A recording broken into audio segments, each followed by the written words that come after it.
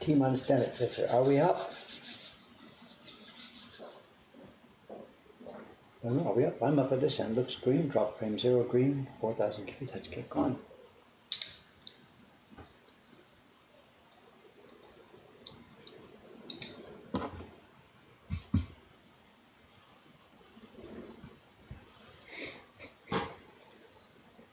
Yeah, we should be finished this corner this morning easily, a few minutes. Let's probably get time to move on to the next block.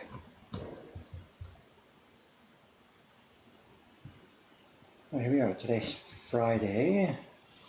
It'll be just me today. Cameron San has gone off on his vacation. He's off in America, or he's leaving today for America for time with his family.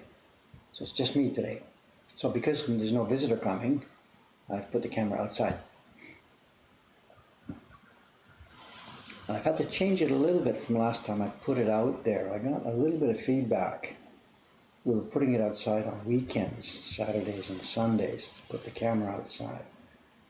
And not recent, but after I had done that for a couple of times, the Kaicho-san, the head guy of the business association for the street, I chat with him now and then as we're standing outside, and he said, I heard that you guys are filming outside. I'm like, what do you mean? What are you talking about filming outside? When TV came? He said, no, somebody said get a camera out there on the street. And I'm like, no, why, we're not doing that. We'll just talk about it.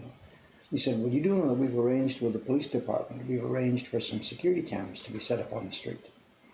And I said, yeah, I've heard about that. I saw the flyer that we're going to be paying for this. And he said, yeah, well, he said, we're doing it ourselves, so don't think about setting up your own cameras, okay? It's security, we're going to take care of it.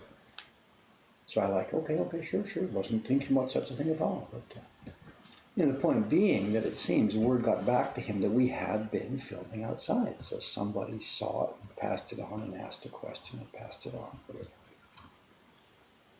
So it's no big deal, but the fact that I was noticed doing that. So what I've done today is I've kept the camera a little bit more inside, and I've pulled the shutter down a bit, so it's not so visible outside. So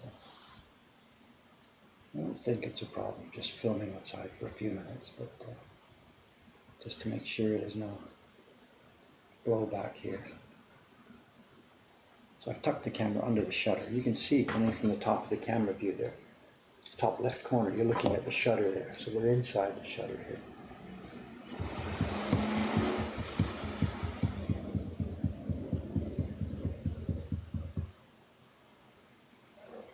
Secret identity of Shoe Lady. I think her head will probably be cut off. She'll walk by and I don't think we'll see her head. I didn't test it. Paper is out. 3 stacks of paper. Sugi-san is still working on the July print for Japan Journey. Who else? Kawai-san's coming in. He's working on the Zozoji Temple print from Doi Hanga Blocks. And Dei-chan is plugging through a whole bunch of back orders for yokai prints. Yokai Face Off is doing well this year, and she's plugging away, doing a reprint of basically the whole set.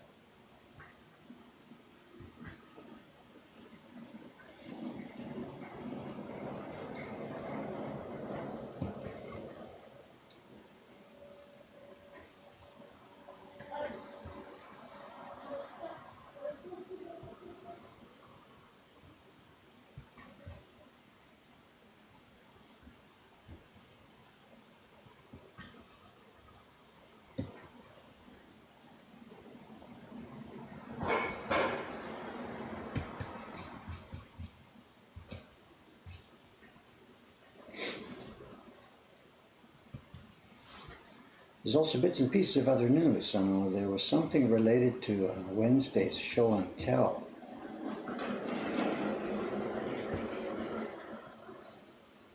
I guess I could chat about it down the line.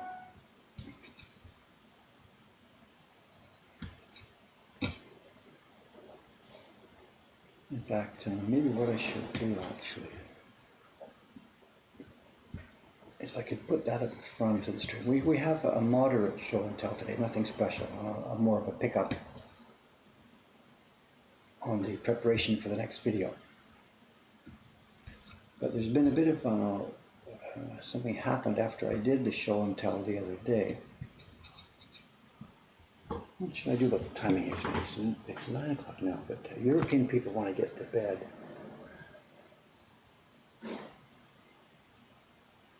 European people want to get to bed. Okay, let's do this. We'll have a show and tell at the end of the stream today, but let me recap something that happened on Wednesday's show and tell, so that the European people here who can see this, who can maybe get to bed early. The other day, in the show and tell, I put this book on the table here. We were talking about the Chidimenbon, the crepe paper books, and this is a book that has a crepe paper cover. And in the inside, it's done with woodblock work on the illustrations, and it has carved text for the. I showed this as at the end of the Wednesday stream, just as an aside. And while I was showing it, I talked about what they had done with this. Because the text was carved and not done with metal type, they had gone ahead and created a font for this. And I use the term loosely because what they had done was somebody had got a brush and just drawn the English lettering with a brush, which was then pasted down and carved. And they had done it in a way that every character actually shows kind of brush strokes. It's as though English lettering was done instead of a calligraphy pen.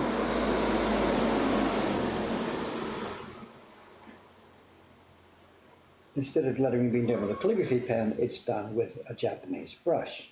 And it came out really, really quite attractive. And Hasegawa used this lettering style for many, many of his books in the 1890s and 1900s and 1910s and stuff. And we joked about it being called the Hasegawa font, and that I had tried to find it and this and that. Anyway, after the stream was over Wednesday, a young man in Europe, in Finland, took the idea, and he scanned a page of one of these books that he found on the internet somewhere. And he scanned this and started to make an actual font with this in font software. And he sent me a little sample of what he has done. It turned out that it's going to be possible for him to create an actual font. Too many things going on at the same time.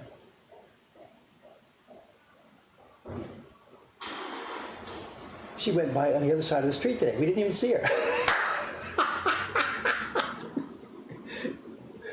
You heard her footsteps. She went by behind that truck. No way. The one chance to see her here, and she's fooled us. She went by across the street.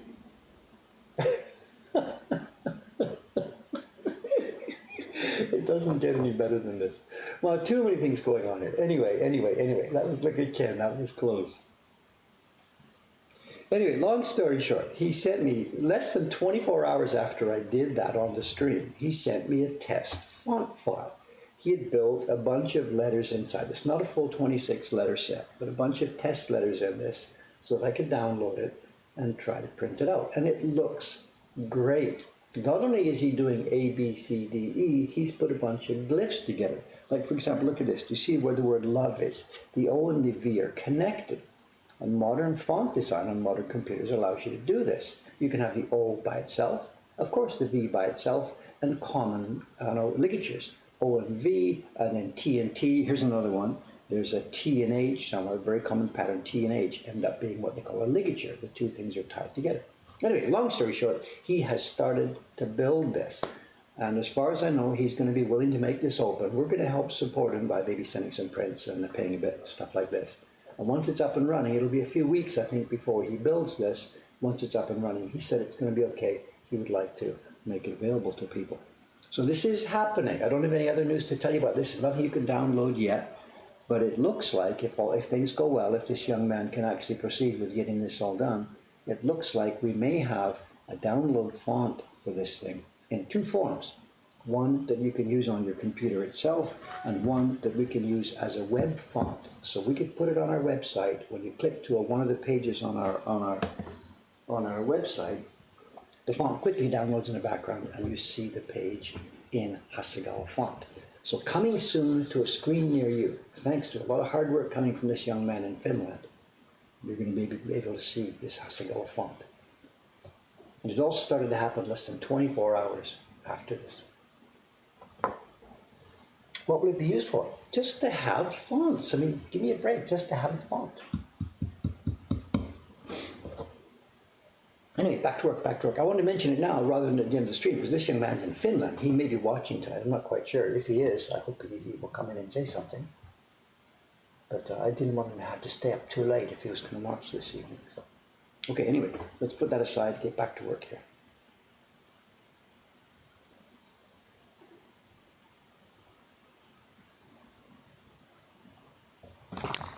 You can never have too many fonts.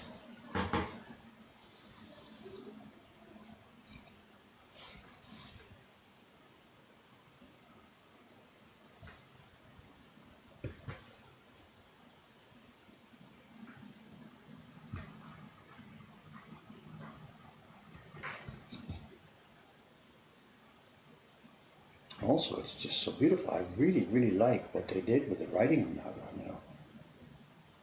It's just a beautiful design.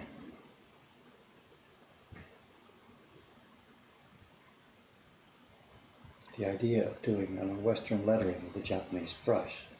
There's a bunch of people have tried it. There's a few sort of amateur fonts out there. We use one on our sign outside and on some of our logos. Somebody built a font they call Kudasai. It's not one of the major font foundries. It's whatever, somebody built it and then just put it up there as shareware or something. It's in and around. It's a pretty poor quality font actually. Poor quality means a lot of the letters don't balance, the I's or the I's and O's don't work. But we use it for some of our packaging. It's a font called Kudasai. There's another easily accessible font out there called Samurai. It's got English lettering that sort of looks a bit brush stroked. But they're really not made by professionals and they look pretty clunky. You can't really use them for body text. You can use it for a title and a highlight that just has sort of an Asian feel.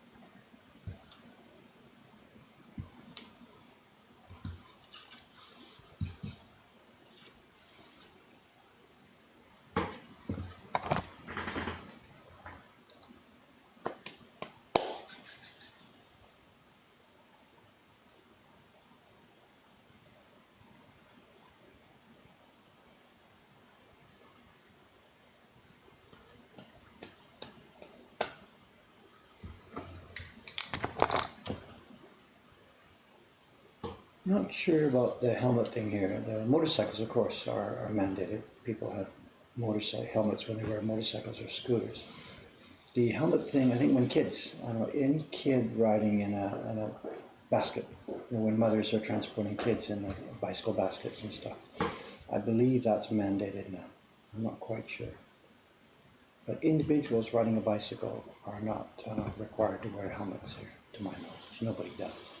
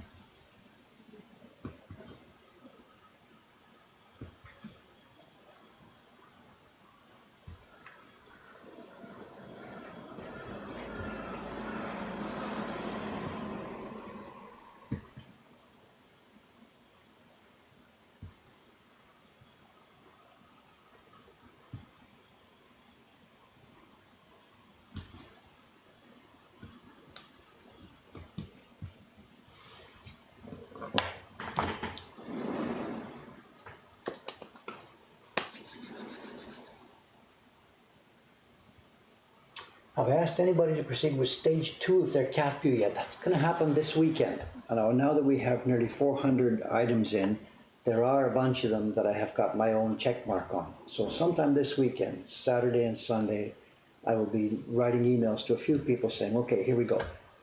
And I want them to talk to me first about it. It's not just a question of go, do it to stage 2, because I've got comments I want to make on their designs, suggested changes and stuff. But yes, the first few people are now going to start moving over to stage 2 sometime this weekend. Somebody said after summer ends, it's not going to be a long stage 1, short stage 2 go. It's going to be overlapping. We're going to start some stage 2s now, and we're going to keep accepting stage 1s right through into August. And it's nowhere near, I have nowhere near enough good images yet. We've got a ton and ton of casual things that sort of, there's a cat in there somewhere. But I don't have all that many really high quality concepts. So first step for me now, I'm going to move ahead to start some stage 2s.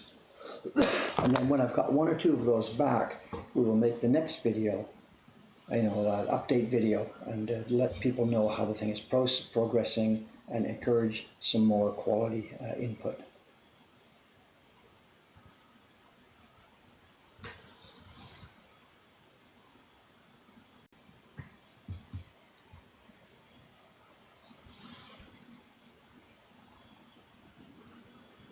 There was one this morning. It came in just a few minutes before the stream started, actually. It came in, I thought, I'll catch this later. Don't need to deal with this right now before the stream. But I clicked over to look at it. I bust out laughing. I don't know if it'll be suitable for the finished set, but it made me laugh. So right away I put my flag on it to put it into the next for consideration for the next group, Anybody that makes me laugh that quickly with a cat, it was funny.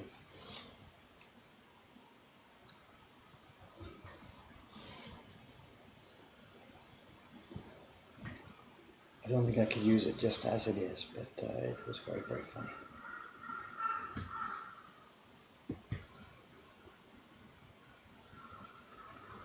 We got one the other day, what somebody has done, she, I don't even know who it is, just the name. One that came in the other day. The person has channeled, what's the guy's name? Gary Larson. They were channeling Gary Larson for their picture. And it looks like a Far Side cartoon. Again, I laughed. Everybody who showed it to you just laughs and laughs and laughs. It was a great, good, funny idea. I don't know, but this isn't a cartoon contest, so I'm not really sure if we can make that fit the idea of the set. And it's not rejected. I'm just going to think about this for a while. But having one that makes you laugh is not such a bad idea, I think. Actually, I think, am I done? I wasn't paying attention here. I think I'm done with this owl here. Look at that, I totally wasn't paying attention.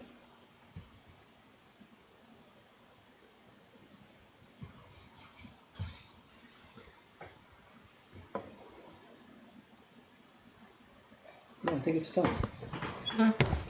Okay, there's a couple of choices here for me to do this then. What I could do now, what normally would be next on this block is get the persuader out and clear all around it and bang, bang, bang, bang, bang, bang, bang. But I'm not really interested in making too much noise on the stream here. So what I might do then is the other half of this block here on the other side is going to be used for the background color, the blue background color. So I think I'll move ahead with doing that. We've got lots of time left, another hour left today. So what I'm going to do is we're going to use this block 4 times. The owl will go there. It's going to be printed. Let me get a sample share certificate here. Okay, if I just use the one from last year. Oh, that doesn't work because it's trimmed. Oh, this doesn't work because it's not trimmed. Okay, anyway, you get the idea. What will happen is, when we're printing this, after all the carving is finished, we will take our blank sheets of paper. They will go, after being moistened, they'll go in the registration marks here. The owl will print there from this block. And if you imagine later on, we have carved the blue background here, the paper will go in the registration marks. It'll pick up the blue background, which will be printed on this piece of wood. Then over on the other side, we'll do the same thing, A and B, for the two tones, the brown tone and beige tone of the owl. So this single piece of wood will carry all four colors. In fact, now that I think about it, I won't do the blue background on this one. That's got a bit too much grain. I'll do the blue background over here on a place that is straight, smooth grain.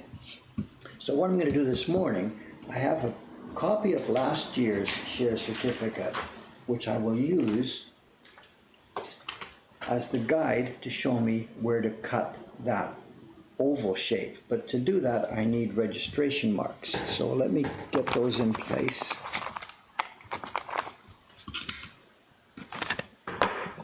Let me roughly locate this. Where's it going to go? It's going to go somewhere. Oh no, that's not a regular size print. Just a minute, just a minute, just a minute. Here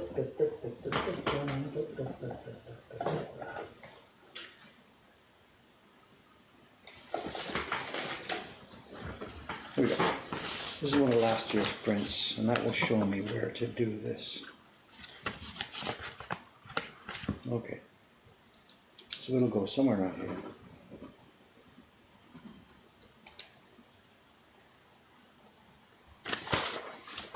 Oh, chat. Where are we going here?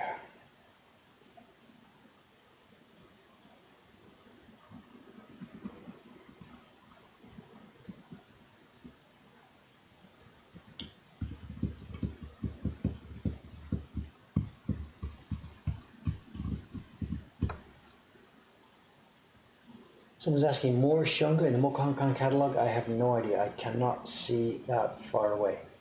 I cannot see that far forward. We'll get the octopus print up and running. And what happens next, I have no idea. I have got to get back to my personal printmaking series. I'm still partway through making a set of prints. There are still people waiting for them. I have personal collectors still waiting for prints.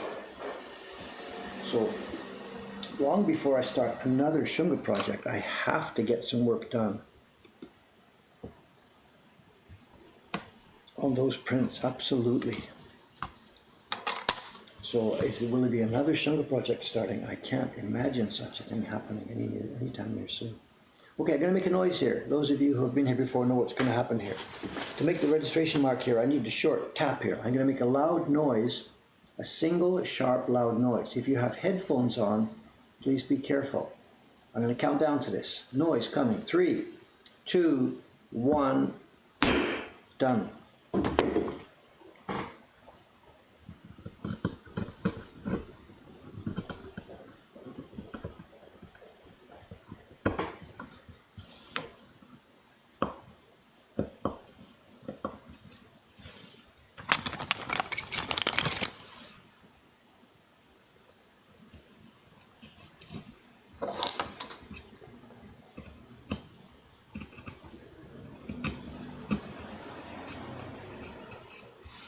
Okay, there's the registration marks for the block that will be carving the outline blue sky. The paper will go here and here. Now I have the paper actually for the already moistened. It's over in the party room, so I've got to go and get that. Back in 1 minute.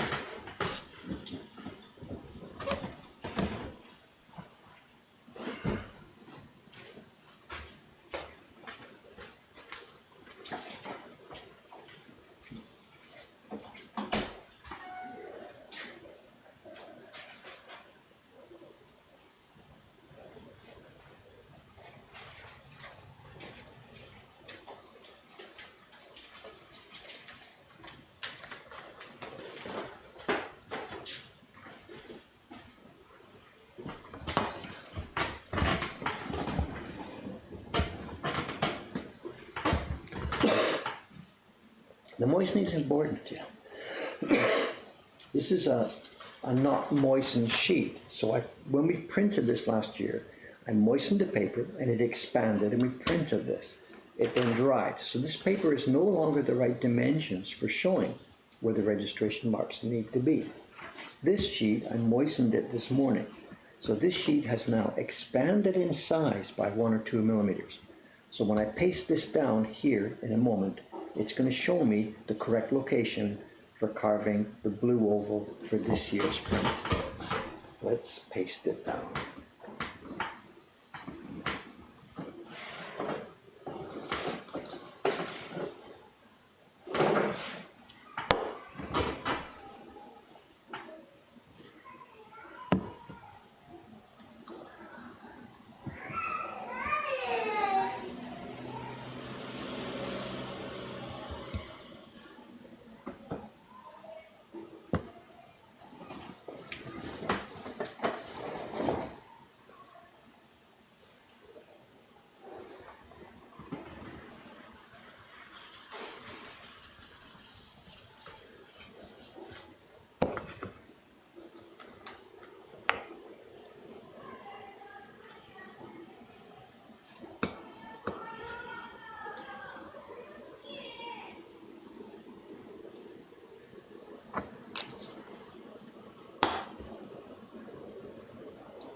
A fleet of suitcases, look at this, they're on their way to the airport.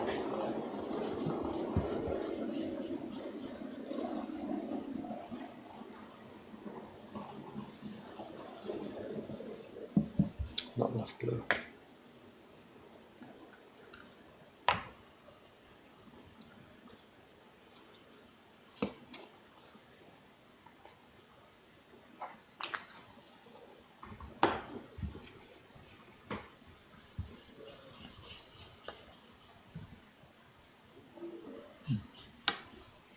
Okay, block moistened, glue in place, registration marks cut. The moistened paper goes down.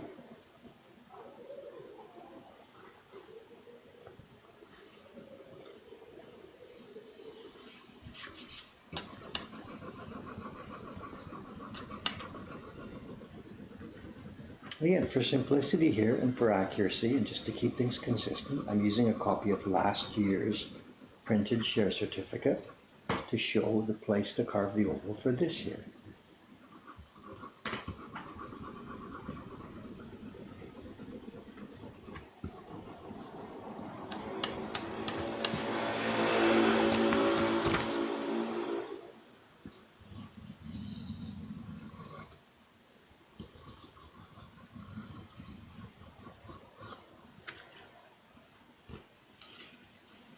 That's the Awagami paper that we recommended last week. It's Awagami A4 inkjet paper used for woodblock printmaking.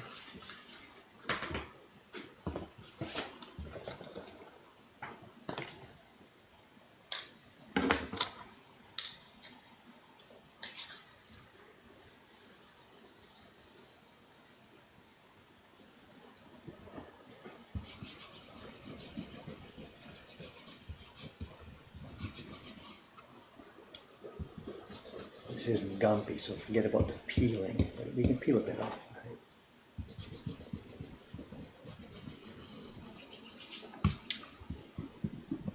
You can see here this Awagami paper. It's a nominally washi, kozo-based washi paper, but you can see when you try and peel it, it comes off in thin little tiny pieces. This is not the same quality of Hosho paper that we would use for our regular printmaking. They've taken their kozo fibers and mixed them with pulp and ground them up really finely. So none of the fibers are long. So this paper doesn't have anywhere near the strength that the paper we use in our own work does. But they don't pretend, they're not trying to pretend that it's, glorious handmade washi. It's a reasonable washi for beginners or whatever.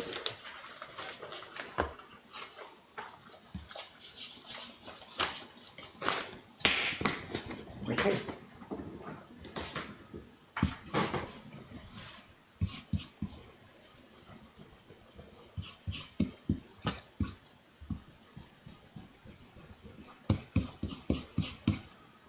Here's our oval.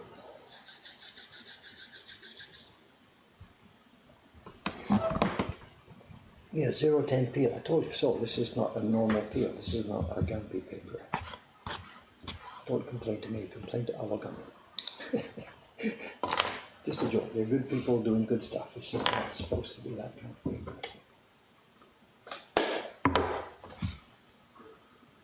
Okay. And again, there's another thing to mention, we're gonna carve the blue oval here. We're just gonna, at first step, carve a full blue oval. And what happens, the owl shape has to come out of that. And what we will do to get that is after the oval is carved, I will take the owl shape, print it on transfer paper, and paste it down on top of the carved oval. And that'll show me the area to pull out. What's our time? 8:40. No Cameron today, but there's the garbage guys. Look at this. He's the advanced man. Look at this. He's gathering the garbage together. Truck will be coming in from the right-hand side. They really work as a team. They get this sorted out. Incredible. Why would he be doing that today? What must have happened is the truck must be full, and they're waiting for the second empty truck to come in. Here he is. So this is a new, brand new empty truck coming in, I think. All right. Run, guys, faster, faster. This is so cool, you know? Absolutely so cool. They do their job, we do our job. Everything is super clean.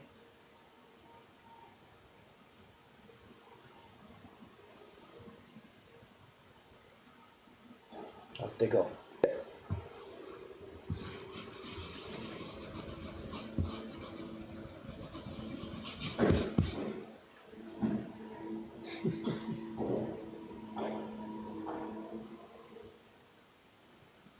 Just now when they're going out of sight, they're going to stop at the left-hand side there. We might just catch it. No, they're gone. There's an apartment complex in the next block, and the garbage was put out over the last few minutes, and it's like 50 bags, because it's from a huge apartment complex, and it's almost going to fill that truck.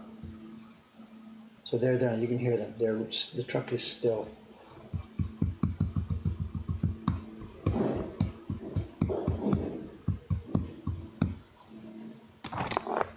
Dave, back to work, back to work.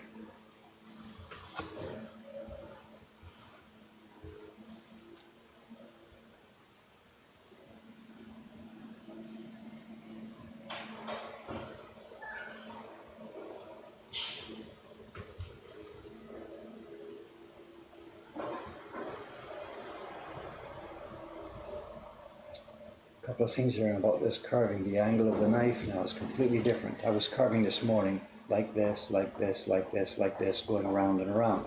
Now I've taken a knife and I am dropping it down, down, down, down. I want as much metal in the wood as possible so that these things stay straight. This isn't straight, but I mean so I can control. The higher up you are, the easier you can go curved. The lower down you are, the easier it is to stay straight.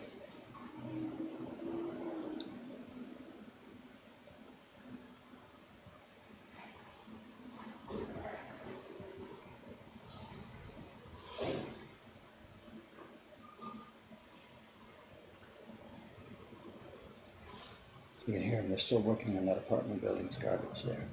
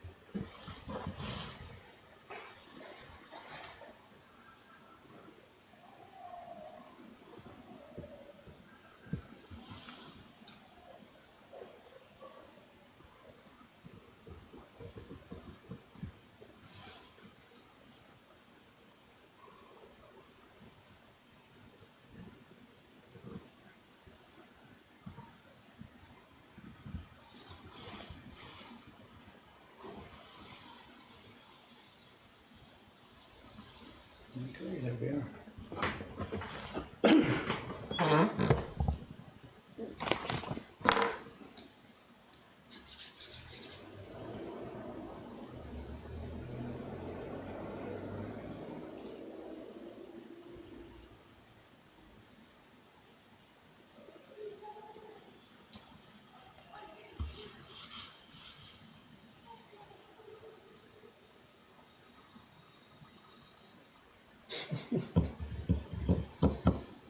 I'm not sure what you're talking about. $30. I'm sorry, I don't get the.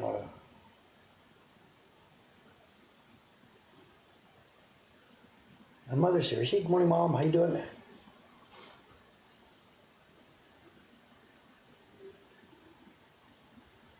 Can you zoom in? Yeah.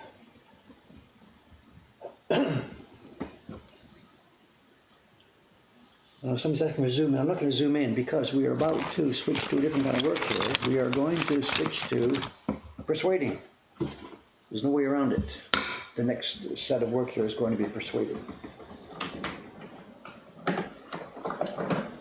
So it's going to get unavoidably noisy here for a few minutes.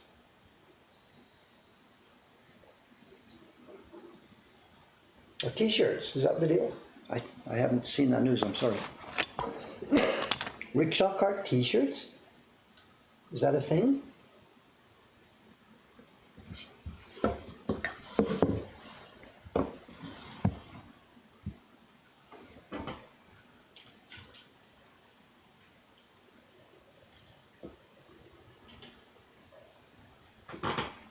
Okay, it's going to get noisy. We have a compressor on the mic, so hopefully it should make it bearable, but it's going to get noisy. There's no way around it, I'm sorry. And you know what I've got to do? I've got to leave the oval and take away the outside. So here we go. Thanks for your patience. It's going to be noisy for 3, 4, 5, 10 minutes. Not quite sure.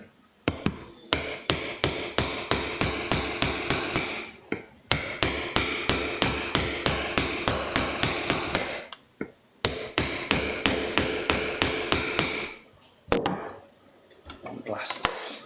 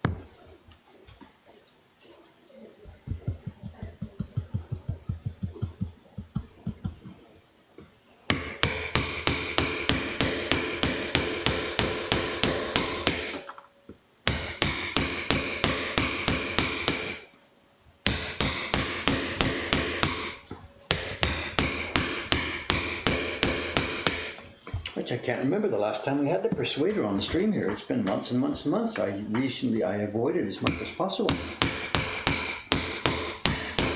But today, either one of these blocks, this one or the key block on the back side, they still need persuading, so sorry.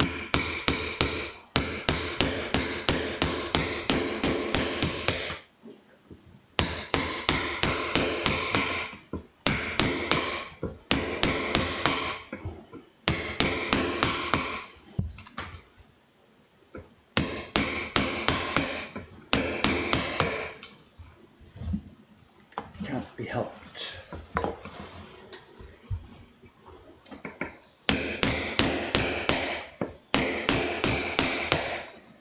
I think I'd better do this.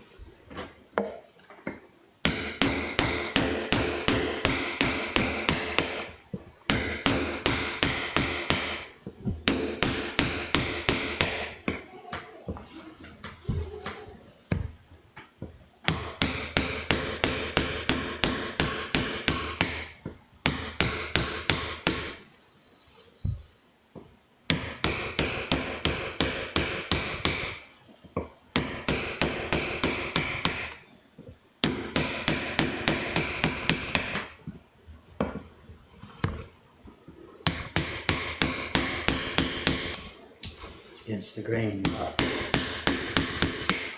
on this way, too close to the oval.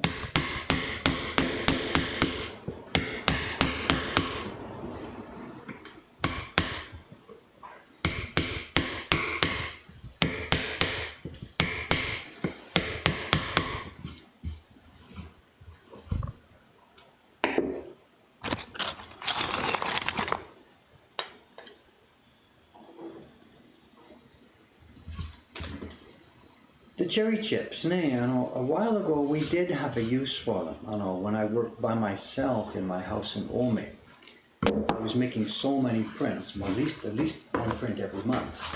And I used to take the chips and do what you see me doing now. I put them underneath my bench where my feet were. We had a big space under there. And it was insulation for my feet. I'd put my feet underneath there and it would sort of stay warm. But month after month after month, they built up. I had bags and bags and bags of cherry chips.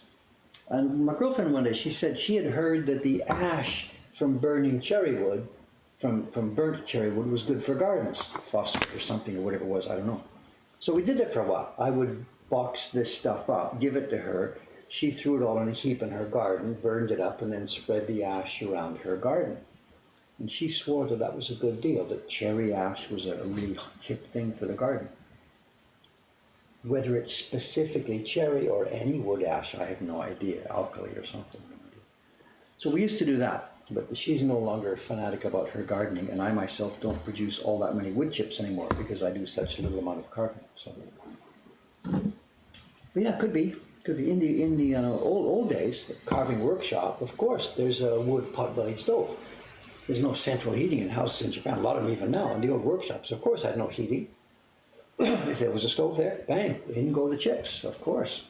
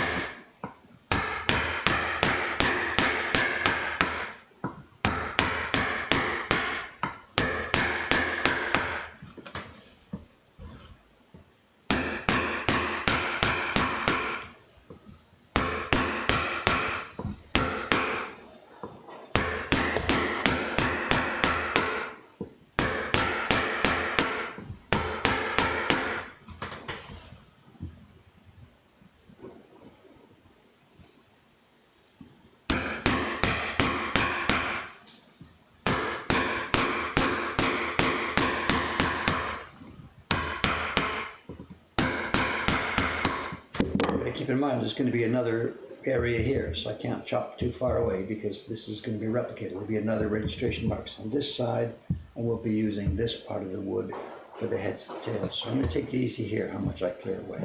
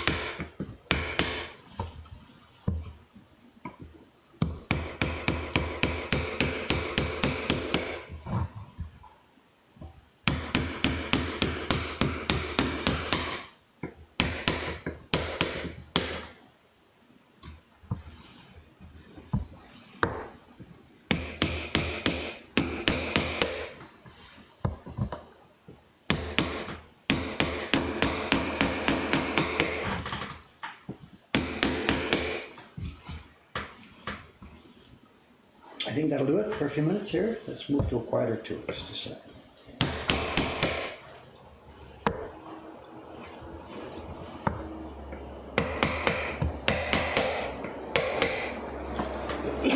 Okay.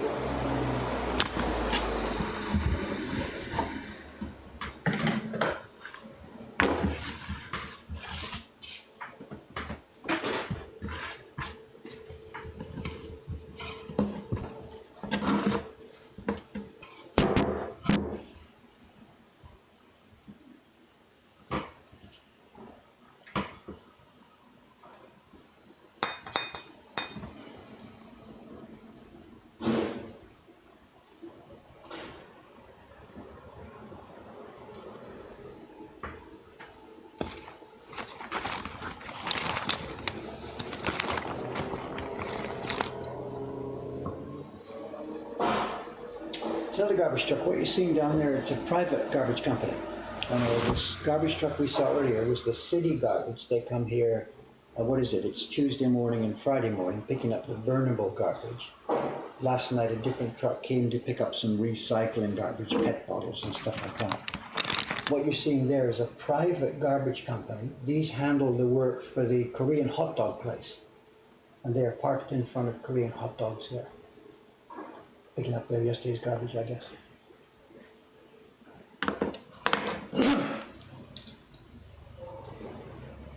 The city crew handles personal garbage from houses, and then a small amount of garbage from commercial outlets like us. And we pay for ours, we put a sticker on it.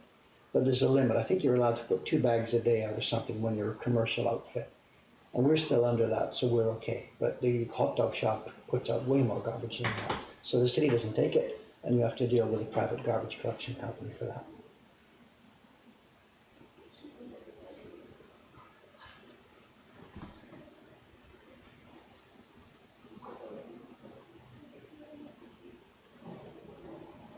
Well, did I have was the camera banging when I had the persuader? Sorry, I didn't notice.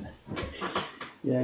Well, the table slides to the side, hits the tripod, and then the camera bangs the tripod. Sorry about that. I should have noticed it. Anyway, we're done with that for the moment.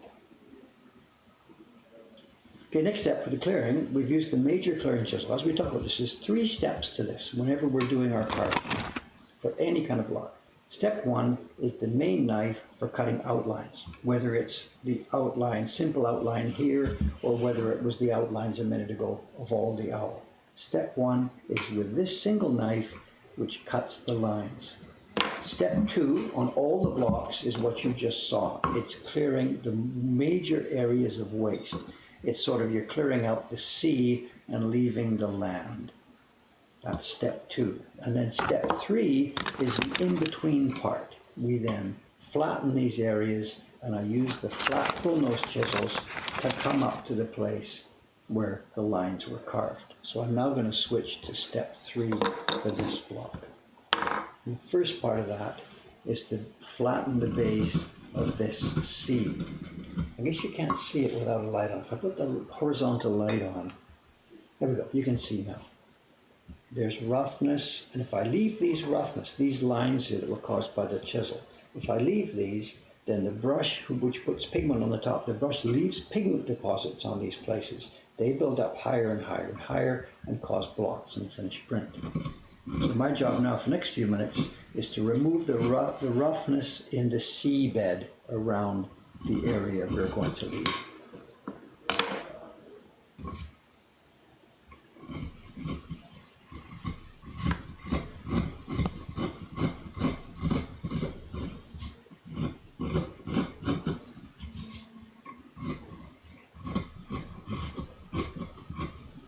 Doesn't need to be glass smooth, but it does need to have any place that would catch pigment. Has to be smoothed out.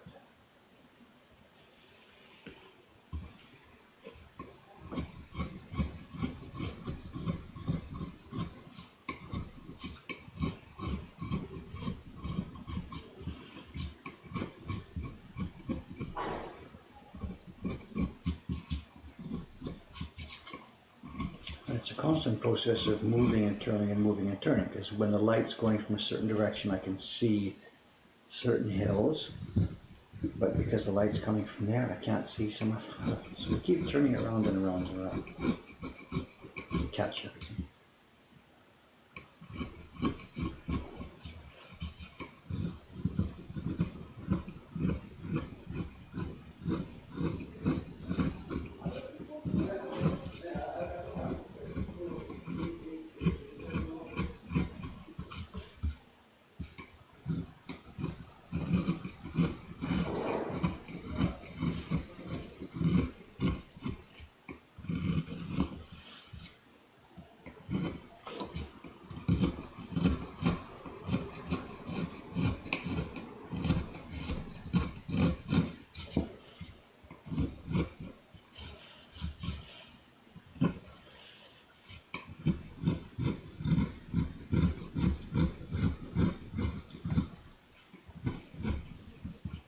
We talked about this many times before. This is a chisel, but we're actually thinking of it like a plane.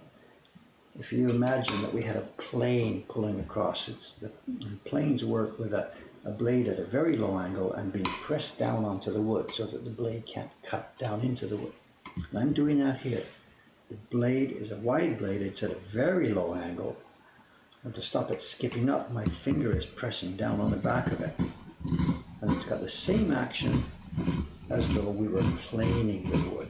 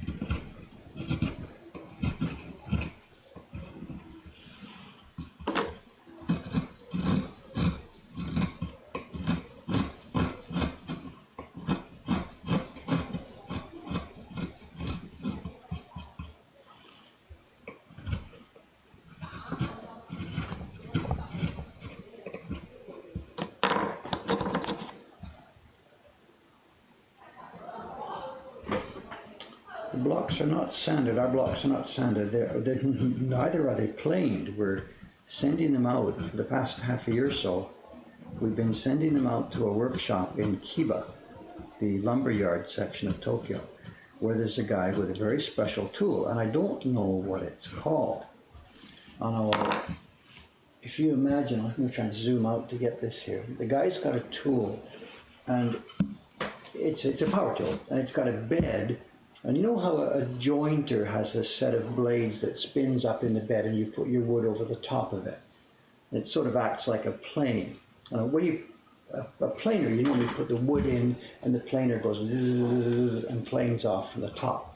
In a jointer, you've got the circular, the blades rotate up from the bottom and your wood goes over zzz to make it flat. This tool is neither. It's got it looks like a jointer on the base of it. It's got at the bottom of it, there's a blade inside which sticks up out of the base at a very, very, very small amount. I could run my finger over it and barely feel it. There's a blade, a single blade at an angle. You can adjust the angle and you can adjust imagine if the blade was a long blade like this now. And you can adjust the angle of it, and you can adjust the angle of it this way, how much sticks up. So the guy sets it so that just a sliver sticks up. And then on top of this whole thing, there's a belt that's going round and round and round, leaving a gap. And what he does is he gets the belt spinning, gets the blade adjusted properly, and the wood gets fed in from one end, the belt catches it, and shoo, the whole piece of wood gets pulled and pressed by this belt across that blade. So it's a single pass. It's as though it was being planed by a Superman who had a big giant plane and who was able to go across the whole surface of the wood. I don't know what it's called. I've never seen it before anywhere else. There's no specific name on it, I think. The Japanese manufacturer made it. I don't know what it is. And he's got one of these, and he likes, it's his hobby really. It's a wood yard where they're doing other different kinds of work. And the guy's got this machine, and he likes what we're doing, and he's interested in helping us get our blocks as flat as possible.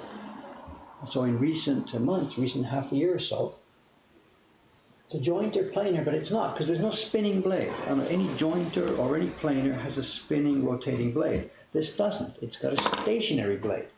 The blade is stationary, and there's just a belt that pushes the wood across the stationary blade.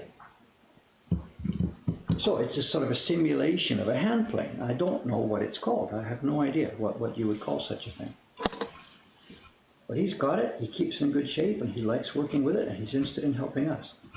So what we do now at this end is we select the wood, we dry the wood, we have a different workshop slice it up into the thin slices we need. Then we dry it here for another year.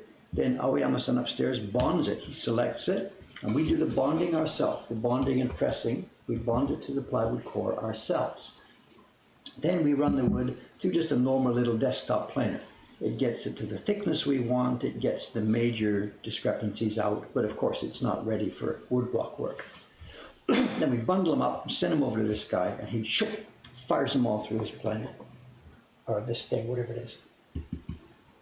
Flatbed, belt fed, dead head, flat fed, okay, whatever. And sometimes he'll phone up and say, look, I got one of these blocks and the grain is this way and the grain is this way and I just cannot get this thing, you know. So we say, look, don't sweat it, do what you can do. And if it starts chipping out, go for it. Because if all the wood grain is sloped in one direction, he can choose which direction to feed it and in it goes.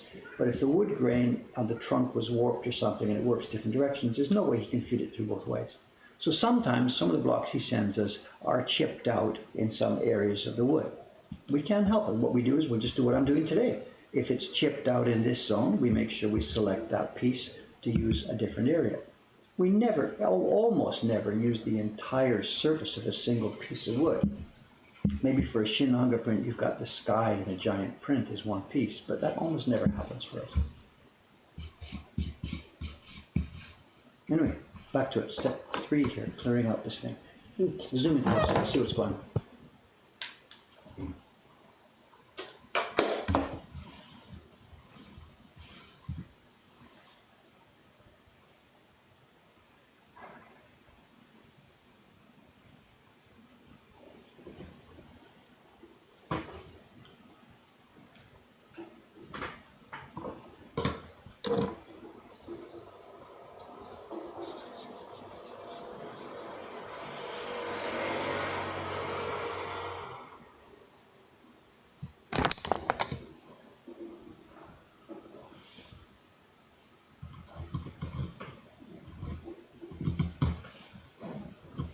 And this is the final step now, clearing out between the sea and the land, the actual shoreline.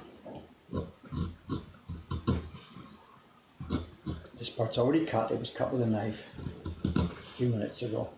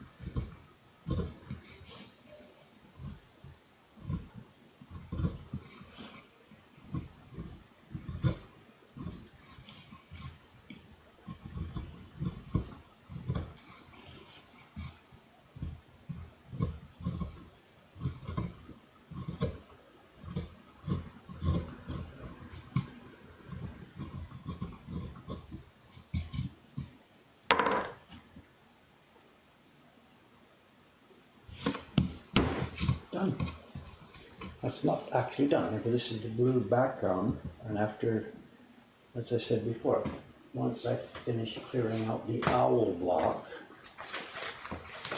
the key lines for the owl, I will print that block, come here, paste it on here so that I will be able to see where the owl should be. I'll then cut it out. I will scoop a hole in here so that the background surrounds the owl rather than covers it. But there we are. That's the first two blocks basically roughed out here.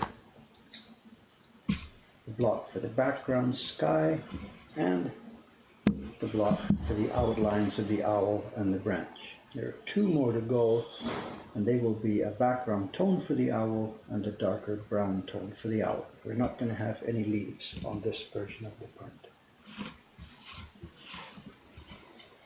Yeah, the back side doesn't get scratched because I've got a nice map for it here. A nice, clean, beautiful map, right? If there was a block here, if I had the whole face to carve and it was going to take months of work and turning and scratching and banging, I would paste down a protective layer on this one so that it wouldn't get scratched. Okay, there we have it. What's the time? 9:19. Okay, a quick show and tell. Not a very dramatic one. It's just to pick up another extension of the same show and tell we've had for the past few days. I'm preparing a video, David's Choice video, which is going to be talking about the old fairy tale books, the crepe paper books. And we've been gathering together material here. I showed you the other day, version 2, we were going to use these assorted blossom poems. That's fine. I've got something else for you today.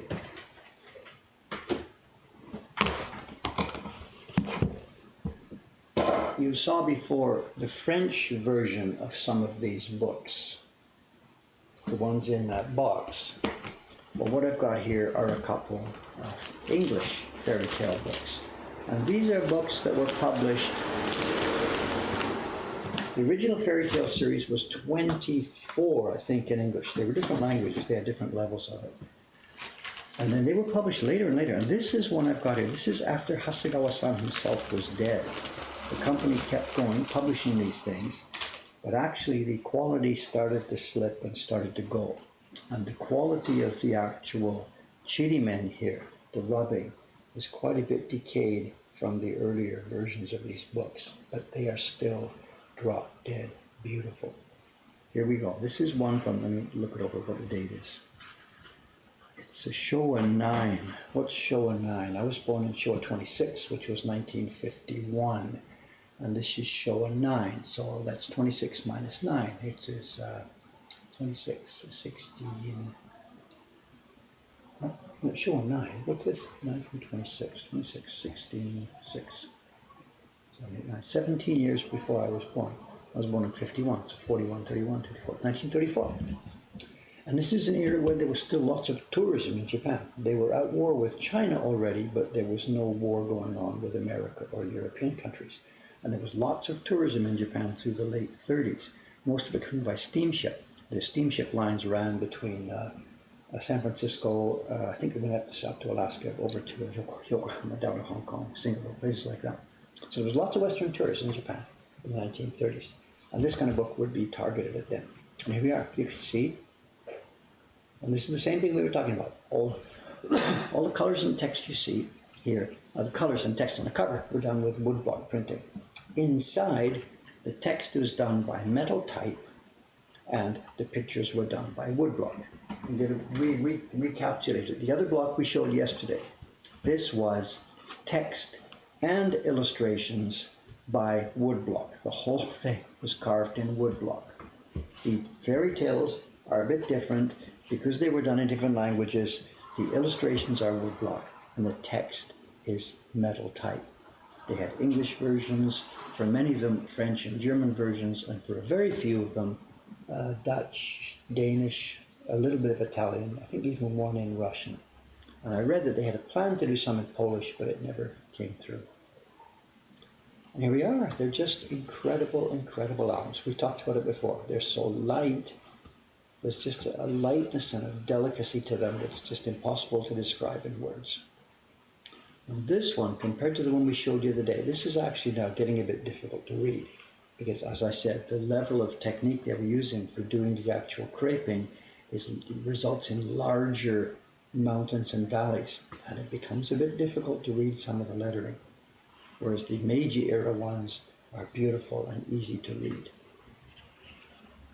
A wall of text like this, and it's difficult to read. Even if I zoom in, you perhaps can't read some of this, because this is the end of the line for these guys.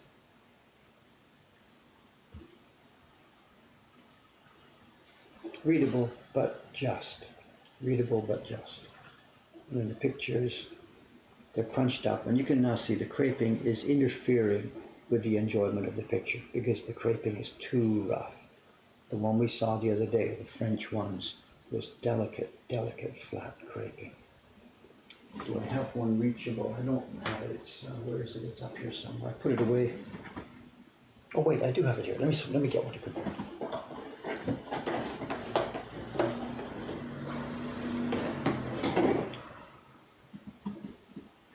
Okay, just for comparison then. Here's the creping of the Meiji era creping. This is a French version.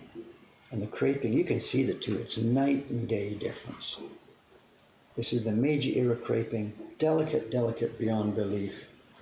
We can see pictures, we can read text. And by the time we get to the early Showa era or Taisho era, they've lost the plot. The creping is too rough. And that's about the end of it. They didn't publish anything beyond that. Either they just became too expensive for them to do it, or the market disappeared, or the war came along and finished their business completely.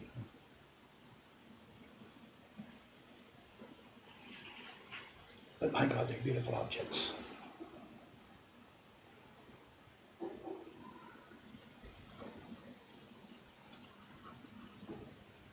Also, they had used up the good stories, you know. The first group of 20 of them, they were the classic folk tales, the Momotaro and stuff like this. And there was nobody was really thinking about and the moral of the story as such and such. They were just retelling folk tales. By the time they were getting here, early Showa, they were doing folk tales, and there was a real moral aspect to this. They're just, in fact, I'm not even going to bother going through it, the story themselves. One, I've got the other one here. It's just an ugly story. A guy died, he had two sons. The two sons were remembering their father for a year after he died, and then at one point the other son got a bit busy with business stuff and couldn't visit the grave every day. So the good son goes to visit the grave every day. The bad son just sends flowers. And year by year goes by. Of course, the good son takes care of the grave, the flowers wither, and the good son gets all the money from the spirit who lives in the grave and lives happily ever after. I mean, give me a break. So both the intellectual content and the physical content decayed over the years, and the thing just faded out. But in its glory days, they were glorious. Absolutely glorious. So anyway, bit by bit, I'm getting all the material together. We've got a sort of a semi-script ready for this. I've tried to figure out how to tell the history without lecturing too much, how to show as much of the beauty as we can. And sometime over the next week, it won't be happening on the weekend, it might be happening on Tuesday. Tuesday's my day off, and we may be filming here on Tuesday for the next YouTube video. It'll be David's Choice number 9 about the fairy tale books. Okay, that's it. It's 9:30. I am out of here now for the weekend.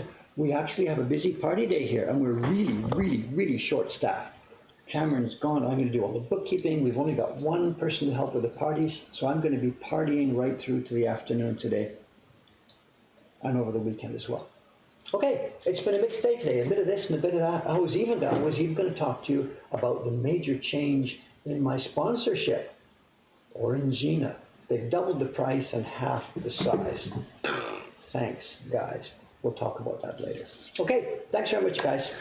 See you next time.